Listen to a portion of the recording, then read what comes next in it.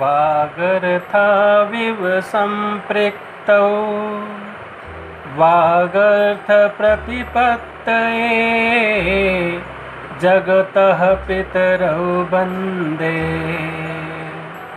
पार्वती परमेश्वरौ। महाकवि कालिदास जी ने रघुवंश महाकाव्य का प्रारंभ करते हुए अपने आराध्य देवता भगवान शिव और माँ पार्वती की स्तुति करते हुए इस ग्रंथ का प्रारंभ इनका काव्य सौंदर्य तत्व, वर्णन सैष्ठव, भाषा शैली, प्रकृति चित्रण, चरित्र चित्रण आदि अत्यंत उत्कृष्ट कोटि का है। उनके वर्णन चातुर्य पर प्रसन्न होकर विद्वान जन कहते हैं कि कह इह रघुकारे नर। महाकवि कालिदास उपमा प्रयोग के सिद्धहस्त कवि हैं, इसीलिए परवर्ती काव्यकारों ने उन्हें उपमा कालिदासस्य की उपाधि से विभूषित किया। रघुवंश महाकाव्य के इस एक श्लोक के वर्णन से इन्हें दीपशिखा कालिदास की भी उपाधि दी गई।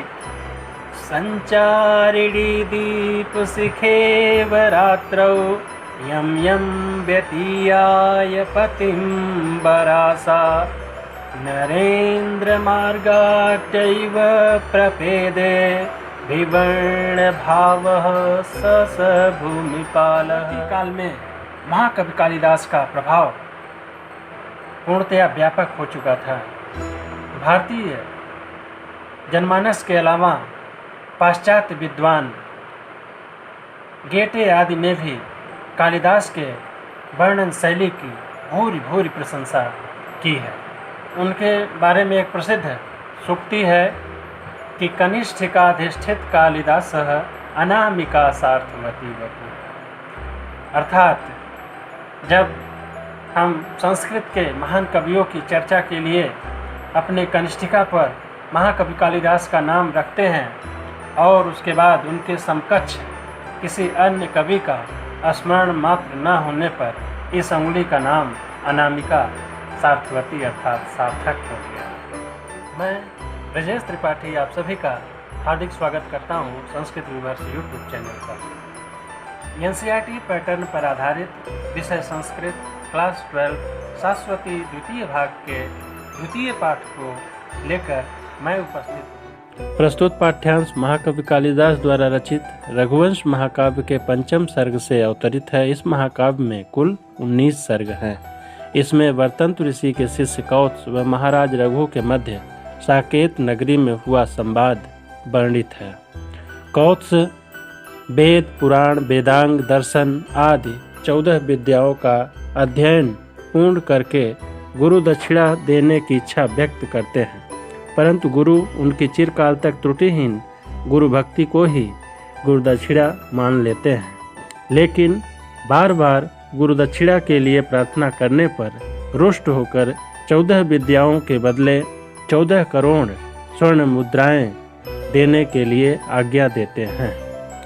गुरु की आज्ञा मानकर कौत्स विश्वजीत नामक यज्ञ में अपना सर्वस्व दान कर चुके महाराज रघु के पास गुरु दक्षिणा के लिए जाते हैं और राजा रघु कुबेर पर आक्रमण की योजना बनाते हैं। जब कुबेर को आक्रमण का पता चलता है तो वह राजा रघु के राजकोष में प्रचुर धन वर्षा करते हैं। राजा रघु संपूर्ण धन कौत्स को समर्पित करते हैं और कहते हैं कि यह संपूर्ण धन आपका ही है, यह सब ले जाइए। परंतु कौत्स केवल गुरुदक्षिणा चुकाने भर का ही धन लेना स्वीकार करते हैं।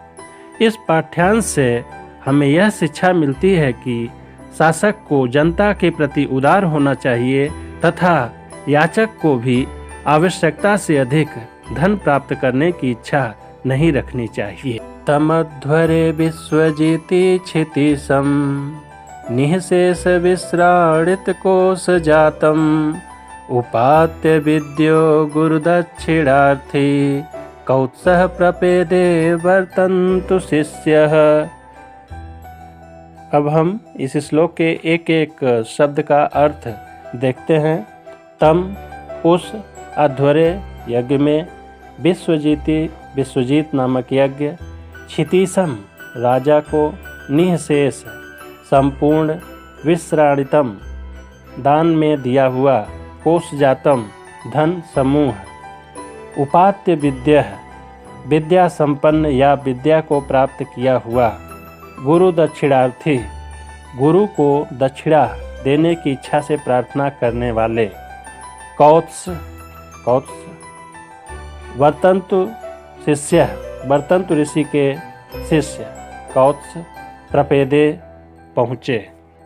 विद्या को प्राप्त किया हुआ अर्थात विद्या संपन्न गुरु दक्षिणा देने की इच्छा से प्रार्थना करने वाले वर्तंतु ऋषि के शिष्य कौत्स विश्वजीत नामक यज्ञ में अपना सारा धन दान देने वाले उस राजा रघु के पास पहुँचे। समृण्मय वीत हिरण्मयत्वात् पात्रे निधायार्घम अनर्घशीलः सुतं प्रकाशं यशसा प्रकाशः प्रत्युजगामतिथेयातिथेयः। स वह राजा मृण्मय मिट्टी से बने हुए वीत हिरण्मयत्वात् सोने के पात्रों के न रहने से पात्र में निधाय रखकर अर्घ्य निमित्तिक द्रव्य अनर्घशील असाधारण आचारवान या महनीय स्वभाव वाले श्रुतम प्रकाशम यानी अर्थात वेद आदि शास्त्रों के अध्ययन से प्रसिद्ध यशसा प्रकाश अपने यश के कारण प्रख्यात प्रत्युजगाम पास जाकर या पास उठकर गए अतिथि के अतिथि सत्कार करने के लिए।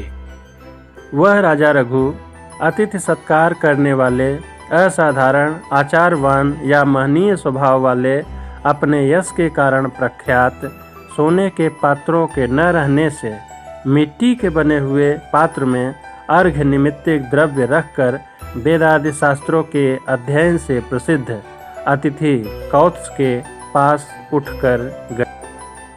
तमर्चयित्वा विधिवत विधिज्ञः तपोधनं मान धनाग्रयायी विषां पतिर्विष्टर्भाजमारात् कृतांजलिः कृत्य विद्युत्वाच।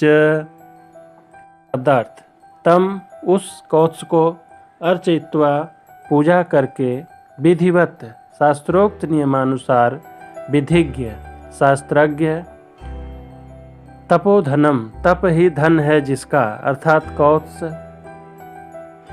मान धनाग्रयायी आत्मगौरव को ही धन मानने वालों में अग्रगण्य विषाम पति राजा विष्टर भाज मारात आसन पर बैठे हुए आरात समीप में कृतांजलि अंजलिबद्ध हाथ जोड़कर कृत्यवित अपने कर्तव्य व उत्तरदायित्व को समझने वाले इति ऐसा उवाच बोले।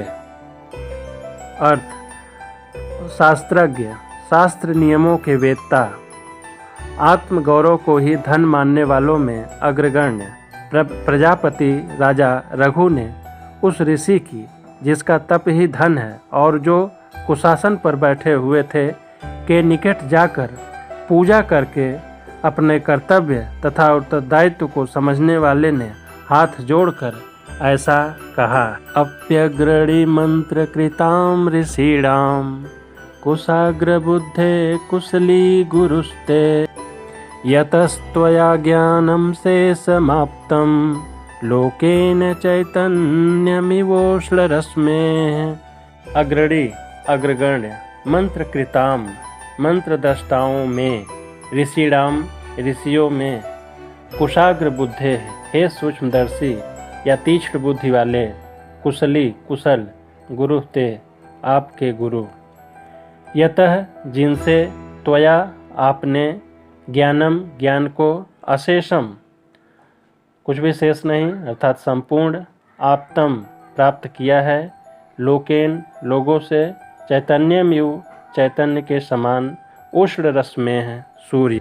हे सूक्ष्मदर्शी कौत्स क्या मंत्र दृष्टा ऋषियों में अग्रणी आपके गुरुजी कुशल पूर्वक हैं, जिनसे आपने सूर्य की भांति चैतन्य रूप संपूर्ण ज्ञान प्राप्त किया।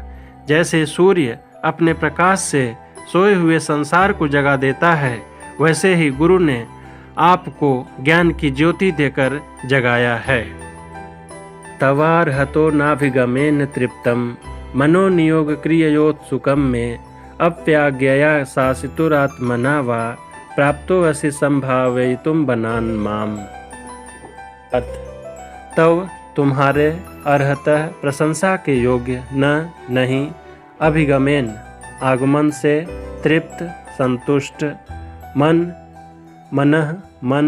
नियोग क्रिया आज्ञा से उत्सुकम उत्सुक या उत्कंठित आज्ञा से शासितुः गुरु की आत्मना अपने आप पर प्राप्तो असि पहुँचे हैं संभवितुम कृतार्थ करने के लिए बनात बन से माम मुझको। अर्थ, प्रशंसा के योग्य तुम्हारे आगमन से आज्ञा से उत्सुक मेरा मन संतुष्ट नहीं हुआ। क्या अपने गुरु की आज्ञा से या अपने आप मुझे कृतार्थ करने के लिए बन से यहाँ पहुँचे हो। रघु की इच्छा थी कि कौत्स कुछ सेवा करने की भी आज्ञा दें।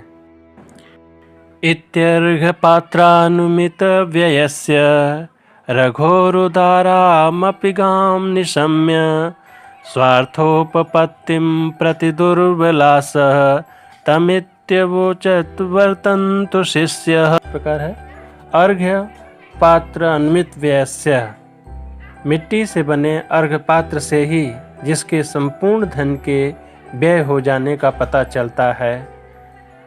गाम बाणी को निशम्य सुनकर स्वार्थोपपत्तिम अपने प्रयोजन की सिद्धि को प्रति दुर्बलासह प्रति निराश होते हुए अवोचत बोले वर्तन्तु शिष्य अर्थात वर्तन्तु ऋषि के शिष्य। वर्तन्तु ऋषि के शिष्य कौत्स ने मिट्टी से बने अर्घ्य पात्र से ही जिसके संपूर्ण धन के व्यय हो जाने का पता लगता है, ऐसे उस रघु की यह उदार होती हुई वाणी को सुनकर अपने प्रयोजन की सिद्धि के प्रति निराश होते हुए या शिथिल मनोरथ होते हुए उन्होंने ऐसा कहा। सर्वत्र नो वार्तम वेहि राजन नाथे कुतस्त्वय अशुभम प्रजानां सूर्ये तपत्या वर्णाय दृष्टेः कल्पते लोकस्य कथम तमिश्रा। सब जगह न हमारी वार्ताम कुशलता निरोगता अवेहि जानो। नाथ स्वामी कुतः कहाँ त्वयि तुम्हारे अशुभम अमंगल प्रजानाम प्रजा का सूर्य तपति सूर्य के प्रकाशमान होने पर आवरणम ढकने के लिए दृष्टे दृष्टि के कल्पते कैसे पर्याप्त होगा तमिश्राह अंधकार समूह। अर्थ, कौत्स कहते हैं, हे राजन, आप सब जगह पर अपनी कुशलता या निरोगता को जानें। आपके स्वामी होने पर प्रजा का कहाँ अमंगल हो सकता है। सूर्य के प्रकाशमान होने पर लोगों की दृष्टि को ढकने के लिए अंधकार समूह समर्थ नहीं होगा।